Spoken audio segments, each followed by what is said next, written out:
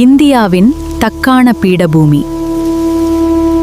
இங்கு சுவைகள் வெறும் உணவல்ல, அவை வீரத்தின் அடையாளம்.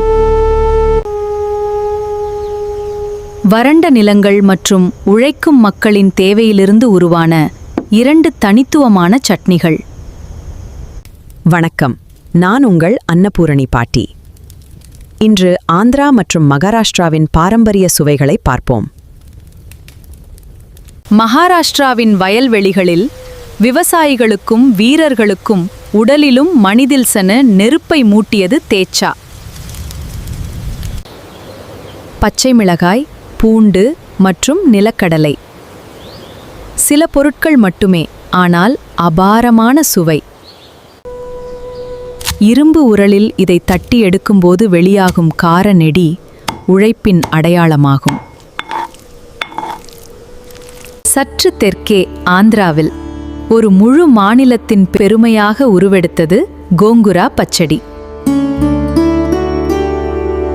இரும்பும் வைட்டமின்களும் நிறைந்த இந்த புளிச்சக்கீரை தெலுங்கு மக்களின் உயிர்நாடி.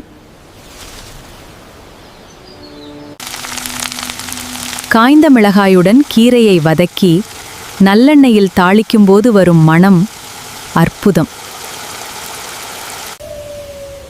சுடும் சோற்றில் கோங்குரா பச்சடியும் சிறிது நெய்யும் கலந்து சாப்பிட்டால் அதுவே ராஜ விருந்து. அதிக உழைப்பிற்கு தேச்சா, சுவைக்கு கோங்குரா. இவை இரண்டும் பல நாட்கள் கெடாமல் இருக்கும் அற்புதங்கள். தட்பவெப்பநிலை எப்படி இருந்தாலும் உணவில் காரமும் சுவையும் குறையாமல் பார்த்து கொண்டார்கள்.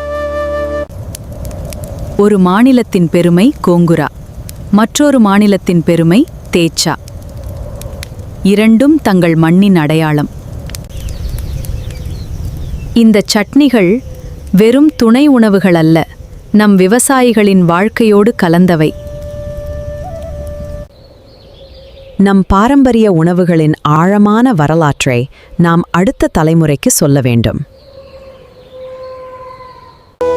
தேச்சாவின் காரமும் கோங்குராவின் புளிப்பும் நம் மண்ணின் வீரத்தையும் அன்பையும் பேசுகின்றன.